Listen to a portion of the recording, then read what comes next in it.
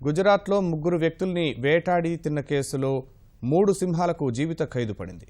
17 సింహాల్ని 25 రోజుల పాటు అదుపులోకి తీసుకుని విస్తృత దర్యాప్తు చేసిన అధికారులు వీటిలో 3ంటిని దోషులుగా తేల్చారు. ప్రధాన దోషైన ఒక సింహాన్ని జీవితాంతం బోన్లో పెట్టాలని, మిగిలిన 2ంటిని అటవీశాఖ సంరక్షణ కేంద్రంలో ఉంచాలని నిర్ణయించారు. గుజరాత్లోని గిర్ అభయారణ్యంలో ముగ్గురు వ్యక్తుల్ని సింహాలు వేటాడి తినేసిన కేసులో దర్యాప్తు పూర్తయింది. గత నెలలో అమ్రేలీ జిల్లా దారి తాలూకా పరిధిలోని గిర్ అభయారణ్యాన్ని చూసేందుకు వెళ్లిన పర్యాటకులపై వన్యమృగాలు దాడి చేశాయి.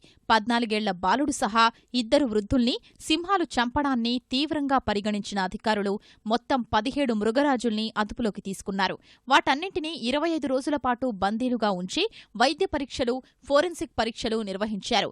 17 సింహాల్లో 3 మాత్రమే మనుషుల్ని చంపి తిన్నాయని తేల్చిన అధికారులు మిగిలిన వాటిని నిర్దోషులుగా ప్రకటించారు.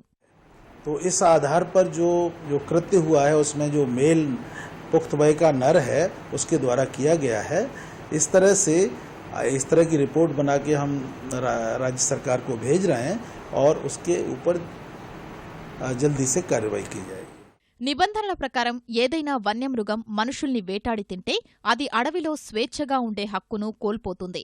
ఈ నిబంధన ప్రకారం ప్రధాన దోషైన మగసింహాన్ని జునాగఢ్ నగర శివార్లలోని సక్కర్బాగ్ జూలోని బోనులో జీవితాంతం బందీగా ఉంచాలని అధికారులు నిర్ణయించారు.